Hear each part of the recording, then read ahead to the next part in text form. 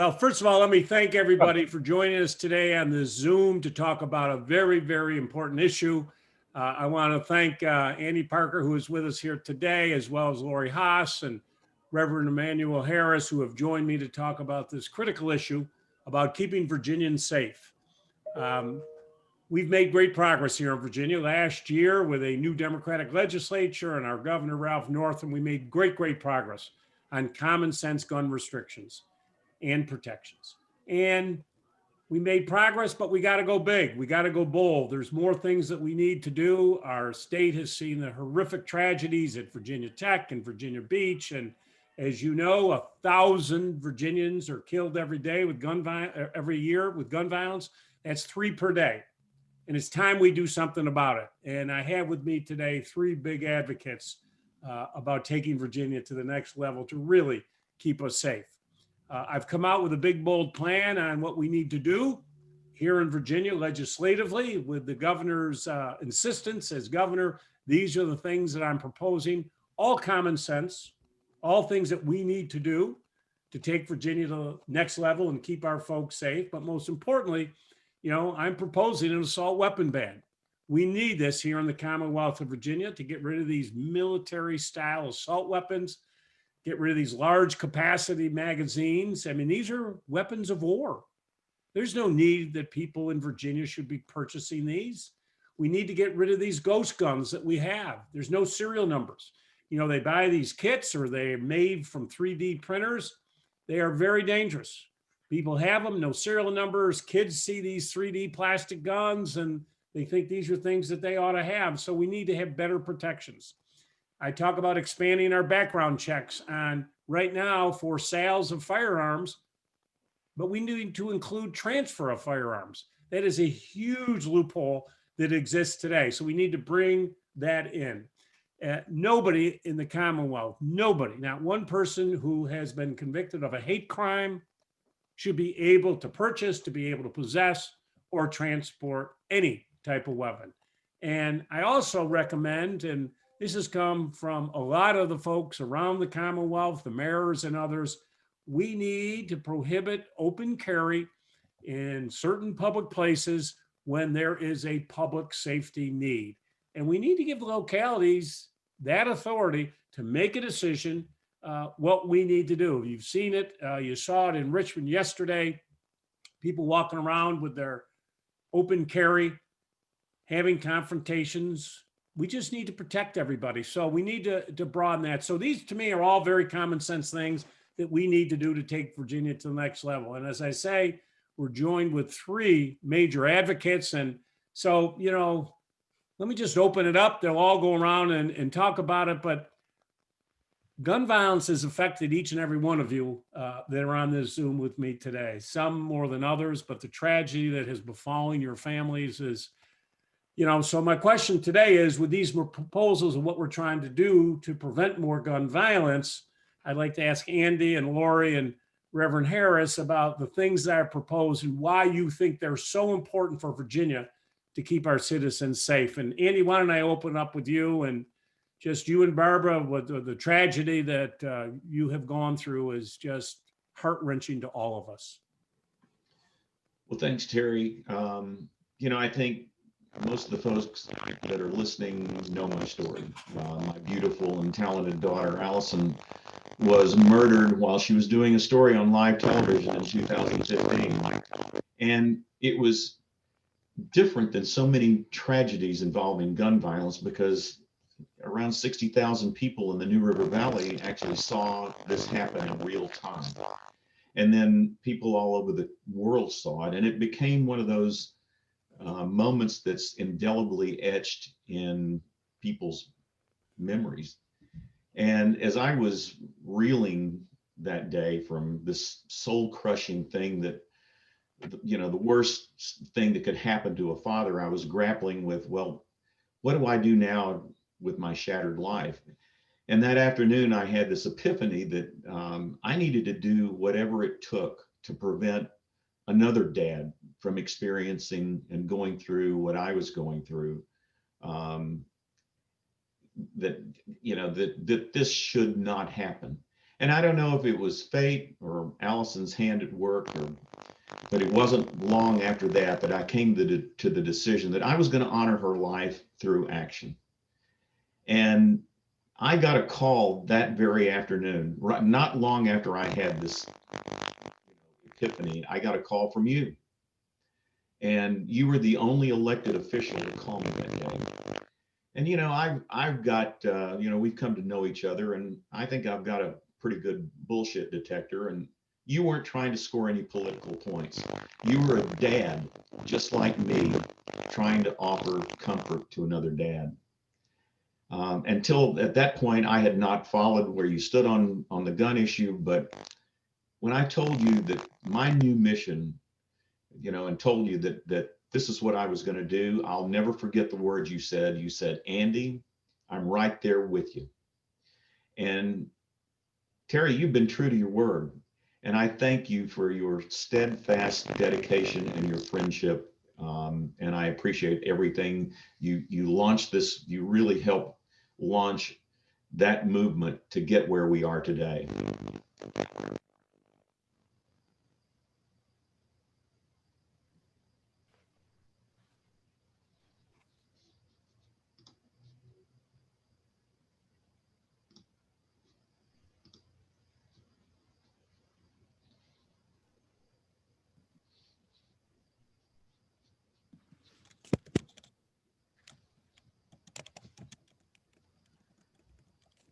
For continuing to stay involved, Andy. I appreciate that. I think of that day, which you and Barbara went through.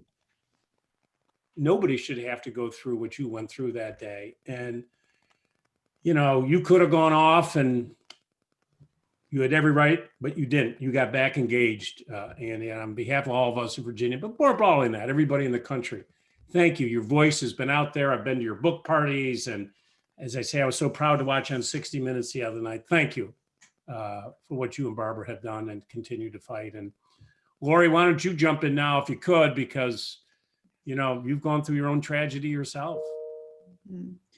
Yes, thank you. To introduce myself, I'm Lori Haas. I live in Richmond, Virginia, and I'm the Senior Director of Advocacy for the Coalition to Stop Gun Violence.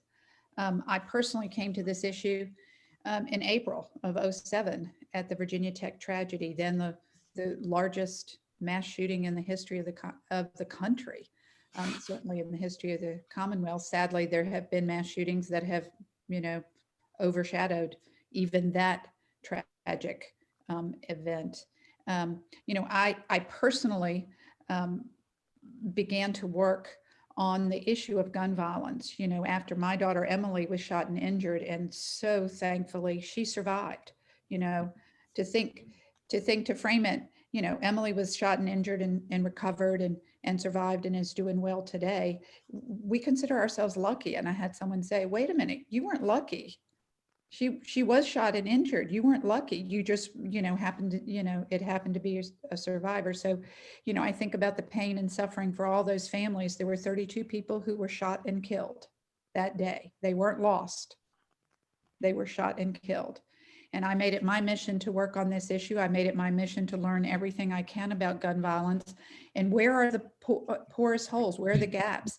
And I was astonished, dismayed, and angry to find out, how many gaps in law there are in the Commonwealth of Virginia, and began my journey working on this. And here I am, to this day. This is my 14th year at the Virginia General Assembly.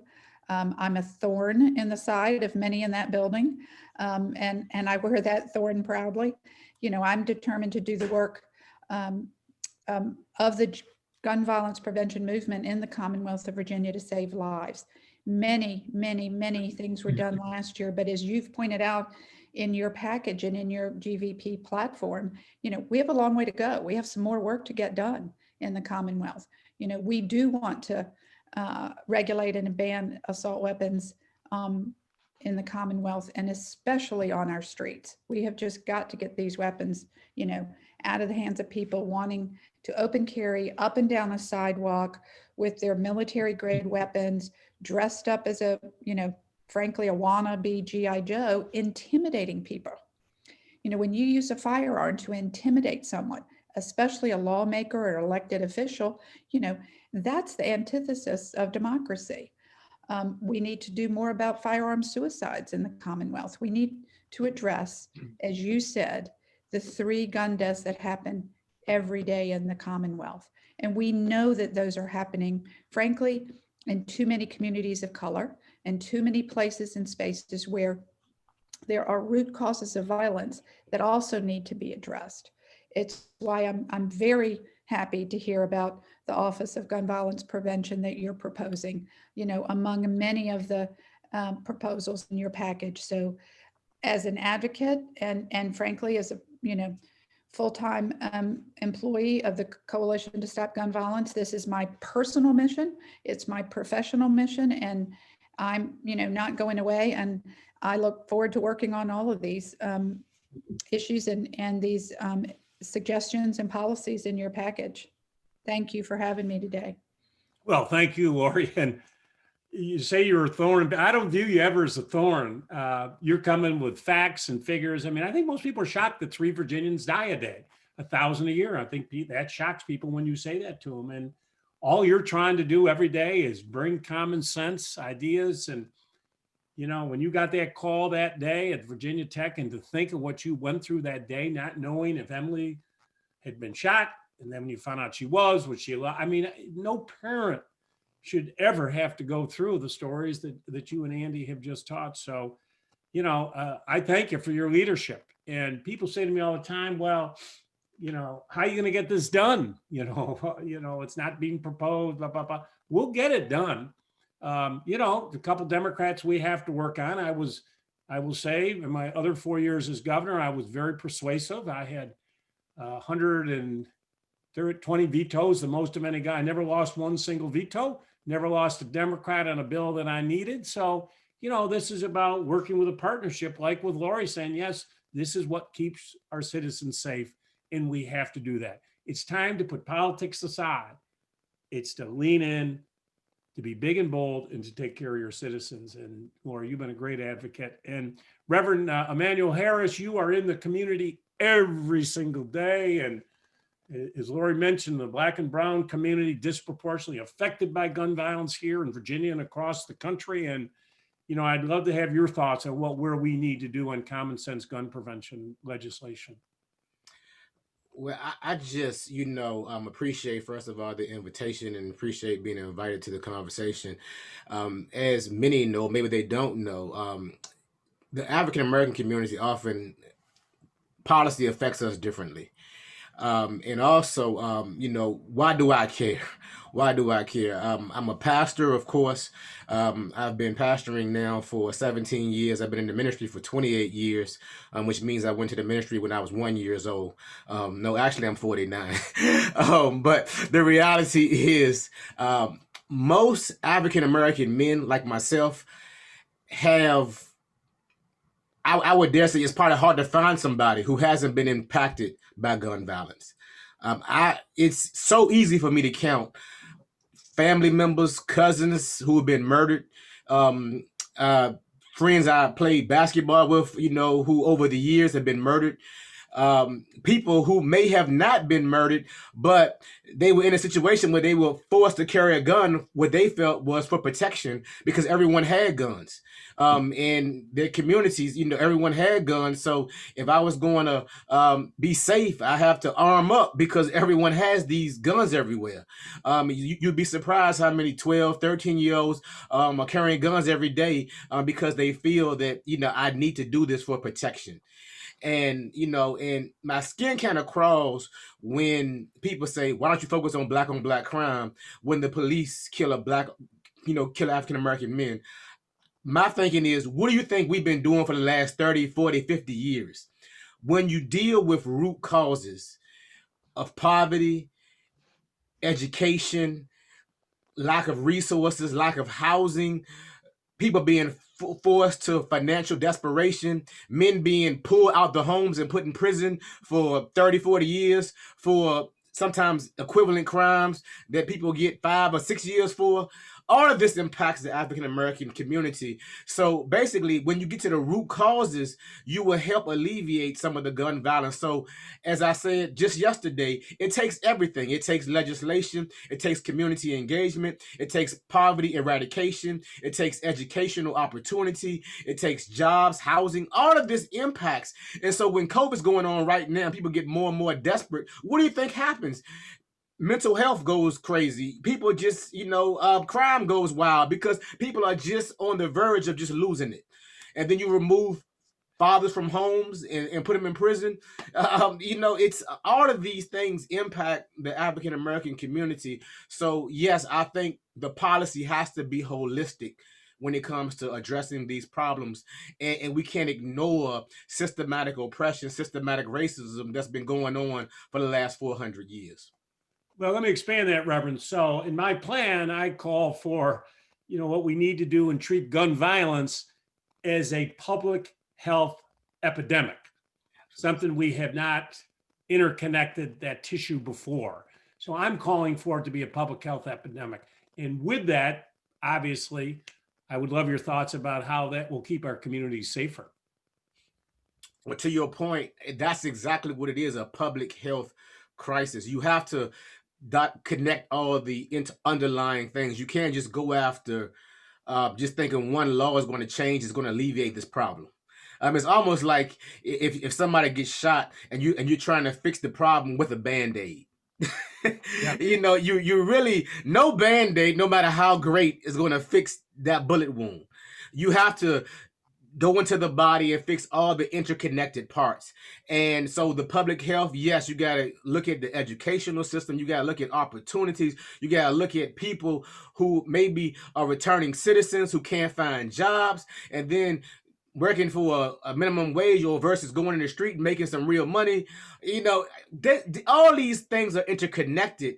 So I agree wholeheartedly that the public health is how it has to be addressed. It's a public health crisis, especially in Black and brown communities. And let me just speak for Black communities. I don't like to speak for other people. In Black communities, it's a public health crisis. And let me also say, I don't speak for all Black people. I'm speaking as a person who's ministered, one person, one minister, one person who's been in these communities for a while. Good.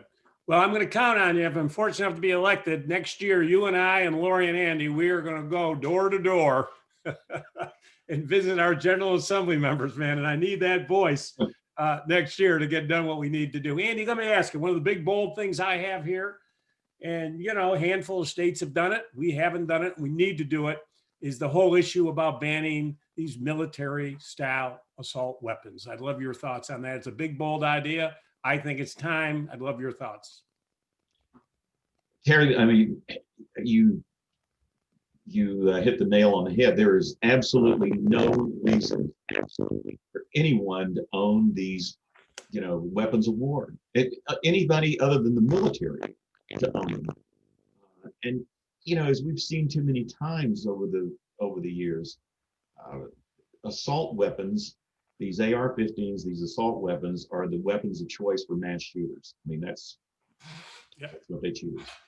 Now, certainly not all owners of these AR-15s are involved in mass shooters, but there's an awful lot of them that like to parade, as we've seen, they like to parade around publicly claiming they are protecting people when really the only thing they want to do is make up for their, shall we say, shortcomings by displaying their big assault weapon. They don't want to protect, they just want to intimidate. And so I think that's why this is it's critical for us to prohibit these weapons of war and put restrictions, as you mentioned, put restrictions on open carry so that people can get on with their lives and they're not afraid to get out in public places. Yeah, that's exactly right.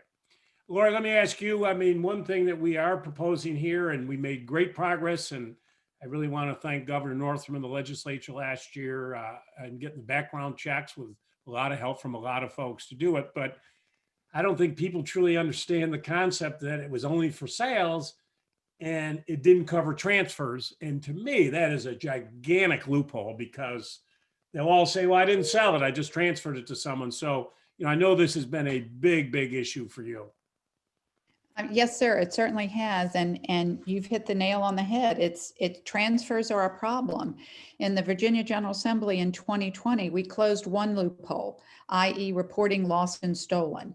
So when a law enforcement officer is at a crime scene, he or she finds a weapon, they trace that weapon and they trace it back to the last legal owner, i.e. the last owner for which there was a background check.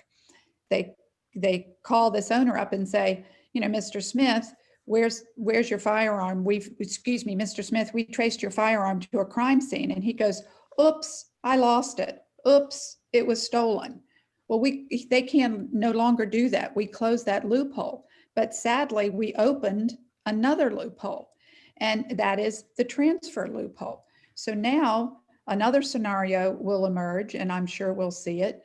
Law enforcement go into a crime scene, they find a firearm, they trace it back to the last legal owner. And guess what? The owner says, oh, I transferred it. I gave it to my buddy. That's right. I gave it away on the street corner. I gave it away here. That ties the hands of law enforcement. They are no longer able to, the trail goes cold and they can't trace that weapon.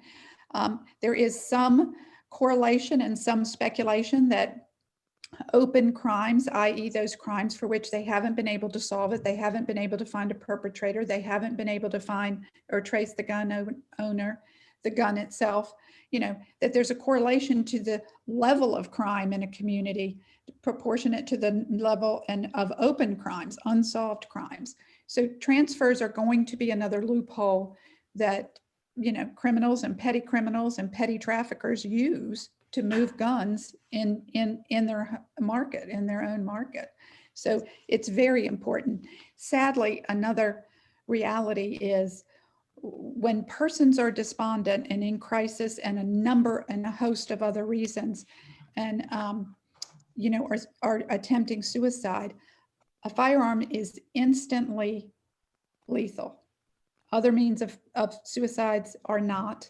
Most people who survive suicide do not go on to attempt another suicide.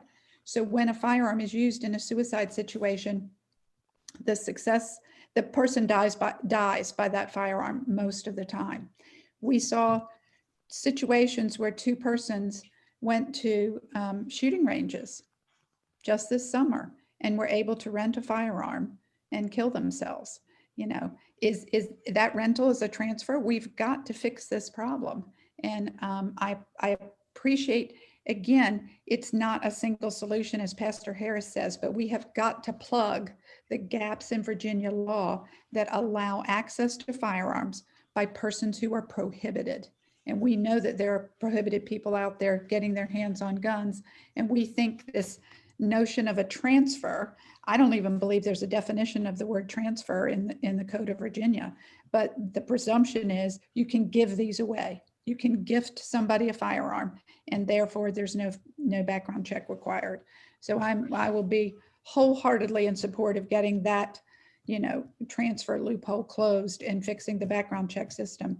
And again, the same with the age issue, that gap there, the difference between federal law, which prohibits possession of handguns by persons 18 to 21. We don't have that prohibition in the Virginia Code. We need to close that gap too. So, and that would require and capture those people attempting to buy firearms who are 18 to 20, handguns who are 18 to 21. So thank you, Governor, for those measures. They're certainly on my list and definitely need to be addressed. Great, thank you. Reverend Harris, let me come back and anyone else can add. This will be our last question, but we know we have inequities in schools. I've already rolled out a huge education plan and what we finally have to do to make sure that we get rid of these inequities in school. But Reverend, how do we do a better job with children today understanding this whole issue of gun violence and starting early to understand that we shouldn't own, we shouldn't have weapons, we need to keep our communities and our homes safe? How do we do a better job with our children early on before, things happen much later in their lives? Well, as you said, it starts at a very early age. And it's very hard to tell children this. My wife is an educator, and has been one for the last 20 years. It's very hard to tell children this, and she's on the elementary level when this is what they see in their communities. Yeah. So you have to start making these links that we just talked about at a very early age. I know people say, well, why would you talk about that to a kid in elementary school? Well, what Lori just described about that loophole in cold cases, they need to understand that crimes that are not solved, what communities are they often in? But people don't know that. So if you say this leads to all these cold cases, which means crimes are not solved, which means people keep committing crimes, which means where you live is not safe and you live in fear. You got to connect all the, and you can't teach a kid a SOL until they feel safe. Yep. So you have to get some of these fundamental issues straight. Another issue that I want to talk about, I would be remiss if I did not bring this up, is domestic violence. Domestic violence is an issue.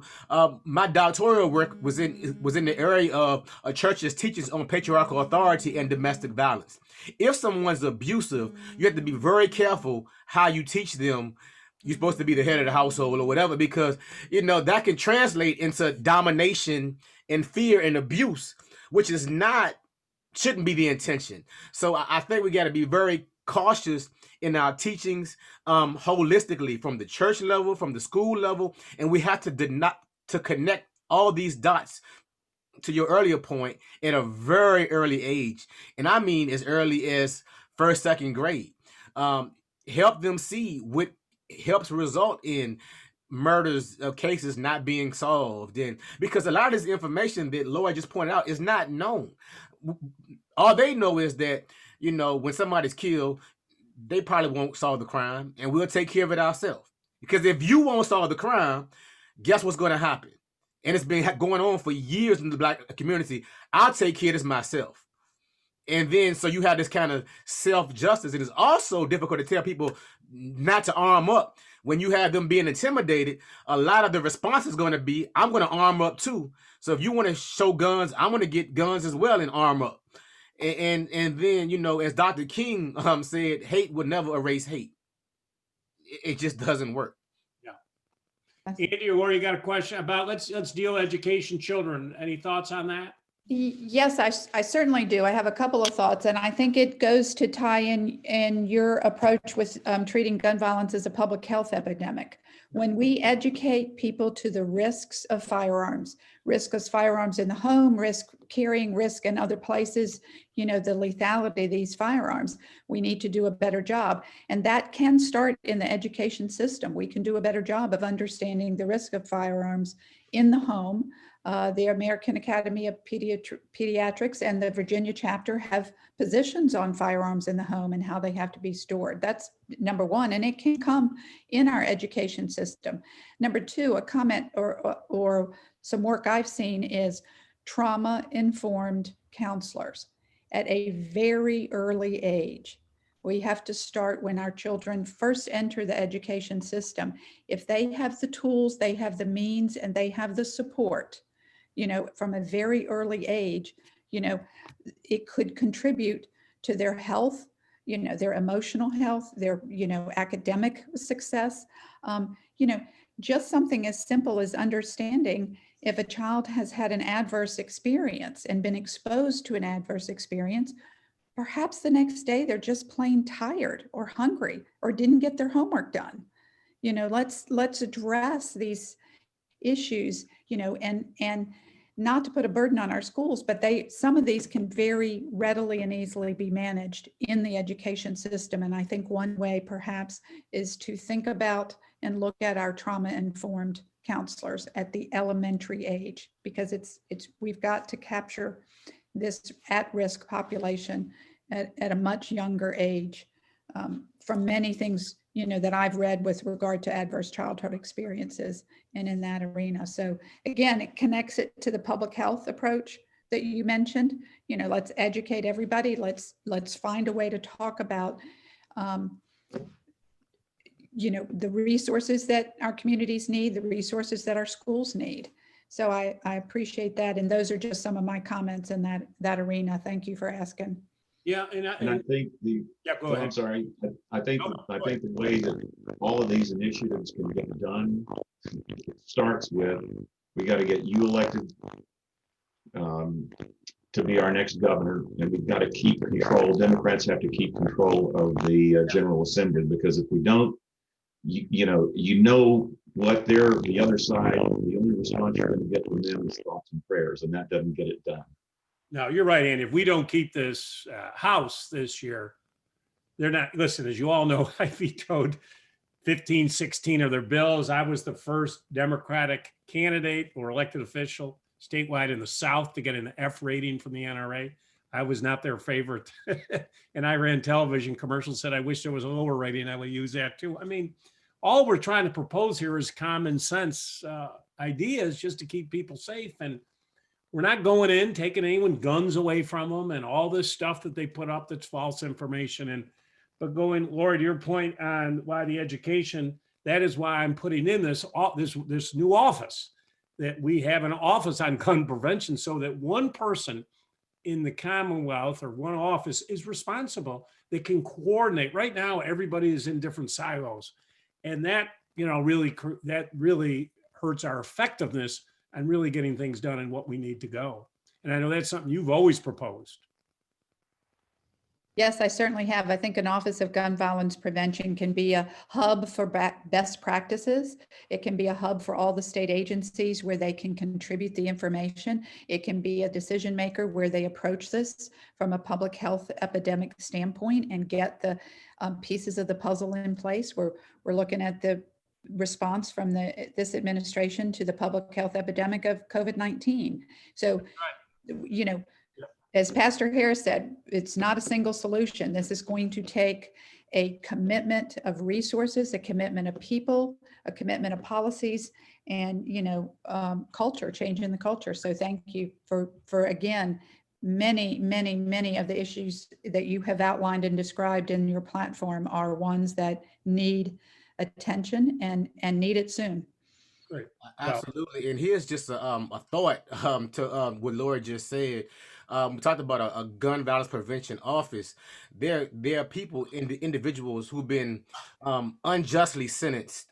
Let's just say that. Wouldn't it be more productive for these people who have proven to be reformed and changed and done 20 and 30 years to pull them out of there and get them in the community where they're from, and allow them to have a voice in solving the problems that they are very familiar with, rather than keeping them locked away? It's just a better way to go about doing things. And it costs money to lock people up too. Let's be real about that. So let them come back, sit and intervene in these communities where they've come from. And like I said, their sentences have often been just extremely unjust. They've proven to be reformed. Let them come back in and get their input on how to solve these problems, because that's just let's say a smarter way to go about this than to just locking certain people up and throwing away the key, really because they're poor and haven't had good representation when they had trials 30 years ago.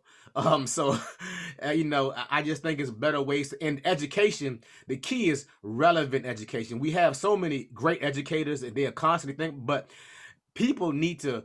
My son is 18, so he often said, Dad, none of this stuff matters that I'm studying.